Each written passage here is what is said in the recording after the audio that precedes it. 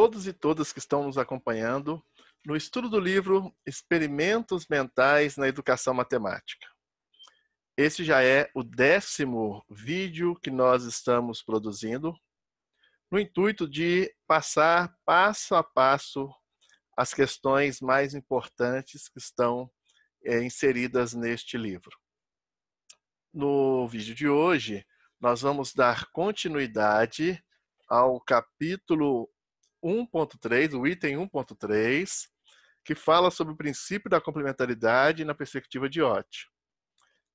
Estamos, ao longo desses vídeos, desses estudos, tentando construir um ambiente bem favorável para aqueles que estão nos acompanhando e também para os meus orientandos que estão desenvolvendo as suas pesquisas.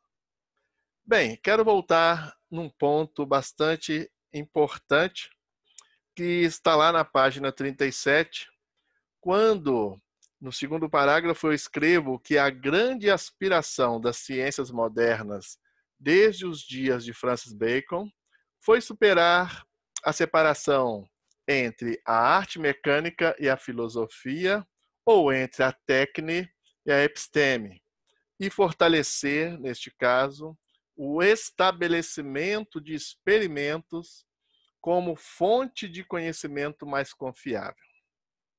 Bem, Bacon tem uma citação bastante interessante dele, que eu coloquei no livro, e eu vou ler literalmente algumas partes desta citação, para vocês poderem entender o que nós estamos querendo constituir, trazendo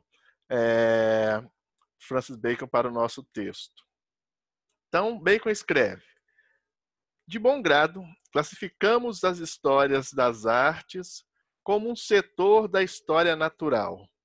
De fato, afirmou-se a inveterada opinião de que arte é coisa diferente de natureza e as coisas artificiais diferentes das naturais. Daqui derivou o inconveniente de que muitos escritores das coisas naturais creem ter alcançado seu objetivo compondo uma história dos animais, dos vegetais, dos minerais e omitindo os experimentos das artes mecânicas. Bacon tinha muito, na verdade, as ciências baconianas, elas tinham a experimentação como seu objetivo central. Bom, a superação dessa separação é que de um lado você tem a técnica, do outro a episteme, ou de um lado você tem a arte mecânica, do outro a filosofia. A superação dessa separação é algo que Bacon considerava de grande consequência, pois esta separação entre a natureza e a arte, por exemplo, forçava a limitação do poder do homem e, consequentemente, a sua acomodação. No projeto de Bacon, é sempre bom a gente pensar, colocar essas ideias e considerar essas ideias. O projeto dele era considerar que a tarefa da ciência é uma progressiva resolução das nossas necessidades. Por isto que o processo experimental era muito forte nas ciências baconianas. E quando se valia, por exemplo, da matemática, né, o que a matemática tem a ver com isto, né? Quando se valia da matemática, a matemática era utilizada nesse processo apenas como um instrumento de medida de precisão. Então, a matemática ela tinha apenas uma função de ser um instrumento de suporte de medidas de precisão para para todas essas experimentações nas ciências. Bom, daí vem a questão do vídeo passado. Como se faz experimentos na matemática? como eu havia comentado também no vídeo anterior, Kant, diferentemente de Bacon, ele entendia que a matemática e as provas de Euclides, por exemplo, elas forneceram o primeiro exemplo para essa visão experimentalista, experimentalista nas ciências naturais. Quer dizer, ela foi um primeiro exemplo, as provas de Euclides, os primeiros exemplos de experimentações e que puderam servir de base para as outras ciências. Então, tem uma citação também de Kant aqui no livro, que, se vocês me permitem, eu vou ler de forma integral aqui, literal, o que Kant nos escreveu. A matemática entrou no caminho seguro das ciências já nos tempos mais antigos que a história da razão humana alcança, junto ao admirável povo grego. Mas não deve pensar que para ela foi tão fácil encontrar essa estrada real ou antes pavimentá-la por si mesma, como foi para a lógica, em que a razão só tem que lidar consigo mesma. Acredito antes que ela permaneceu por muito tempo, sobretudo ainda entre os egípcios, num tatear às cegas, sendo tal transformação atribuível a uma revolução em que a feliz inspiração de um único homem, a partir de uma tentativa, gerou condições tais que o trajeto a ser seguido não seria mais errado. E o caminho seguro de uma ciência teria adentrado e estabelecido de maneira infinita para todos os tempos. No entanto, a lenda que nos foi transmitida por Diógenes Laércio, apontando o suposto descobridor dos menores elementos das demonstrações geométricas que, segundo o juízo comum, não necessitam de prova alguma, evidencia que a lembrança dessa modificação, ocasionada pelo primeiro sinal de descoberta do novo caminho, deve ter parecido aos matemáticos da mais extrema importância, e assim ter se tornado inesquecível ao primeiro que demonstrou o triângulo isósceles, quer se chamasse Tales ou que fosse.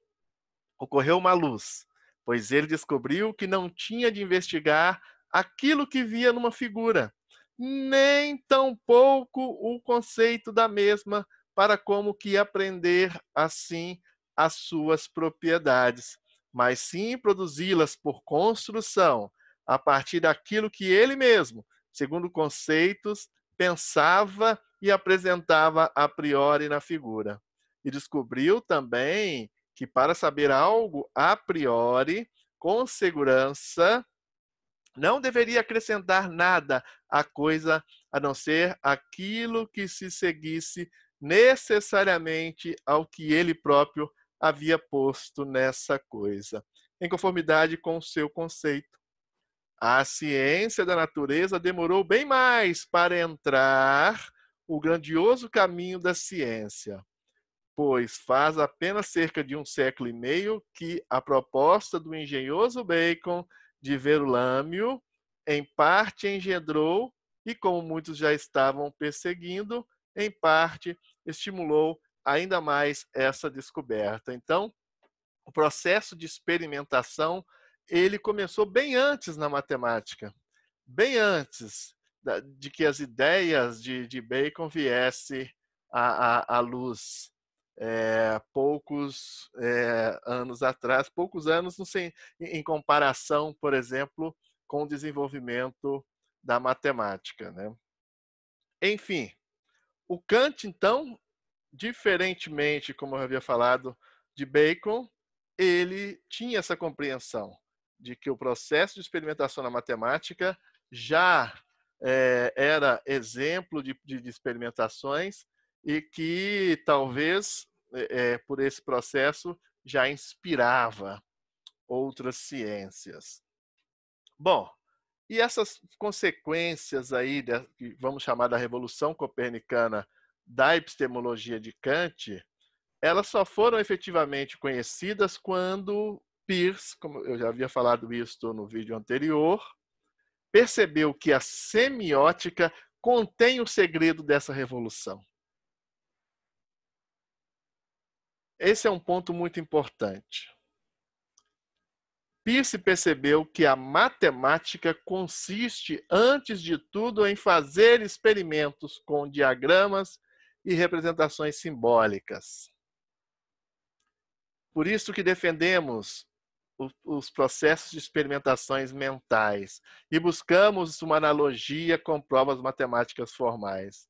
Então, a gente busca, se a gente for pensar ou fazer algum tipo de analogia entre técnica e episteme, que eu vou explorar mais nos vídeos seguintes, a gente pode também dizer, entre experimentos mentais e provas matemáticas formais, existe uma correlação que é muito importante. Nós não podemos abrir mão nem de uma coisa e nem de outra.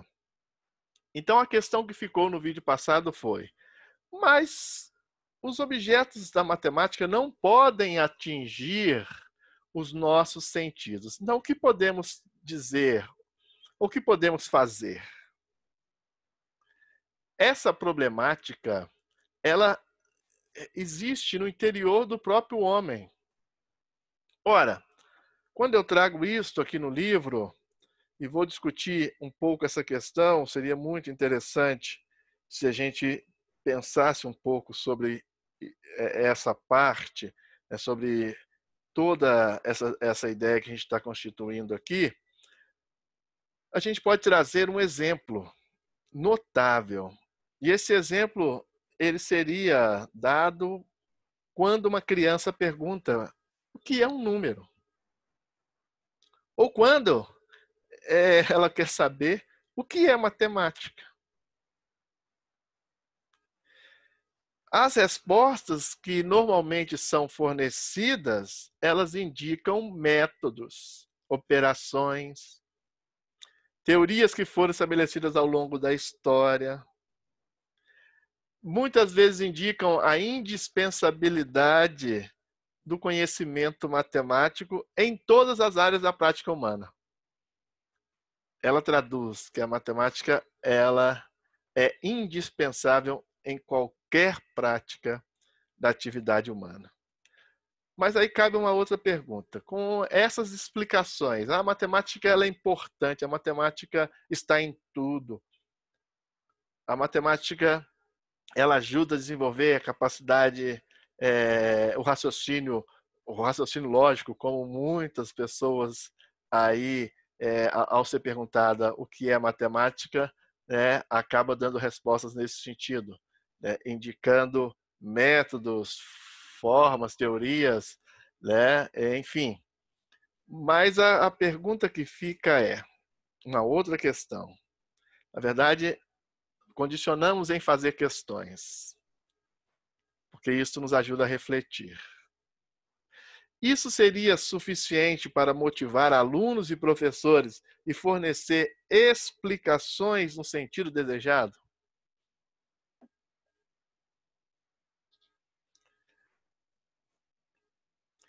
Eu vou seguir aqui uma resposta de Ott, que diz que não. Isto não é suficiente. E também não são suficientes na educação matemática o nominalismo ou o construtivismo comum, que considera os objetos são abstratos no campo da matemática, e são construções do próprio sujeito cognoscente ou criações da mente. Isso também não é o suficiente. Há a necessidade de buscar questões sobre a objetividade e a fertilidade da matemática. Porque essas respostas, por exemplo, elas não atendem a essa discussão. Objetividade e fertilidade da matemática. E nem responde como são construídos novos conhecimentos, como os matemáticos, por exemplo, desenvolvem novos conhecimentos. Tem que haver a necessidade de desenvolver a percepção visual. E essa percepção visual, ela depende de categorias e formas já estabelecidas. Gente, perceber é interpretar. E nós só podemos, ou só percebemos alguma coisa, se nós,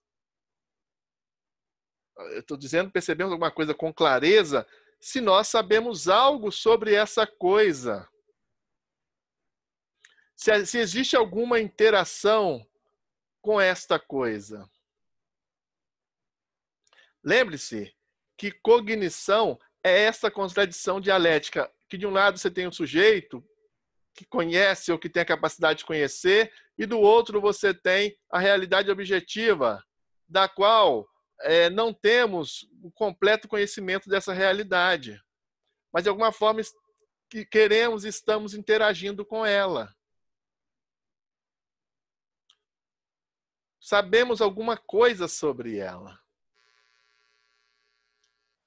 Pois bem, esse vídeo vamos encerrar por aqui. No próximo vídeo, vamos explorar ainda mais todas essas questões que foram passando e ficando ao longo das nossas apresentações aqui neste canal.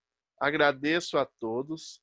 Aqueles que têm um livro, continuem estudando. Quem não tem, vocês sabem aí que algumas editoras e a própria, aliás, a editora Aprise e algumas livrarias estão comercializando o livro. Se quiser entrar em contato comigo, vou deixar aqui na tela o meu e-mail. E com isto, eu agradeço a todos e aguardo vocês para o próximo vídeo. Até mais!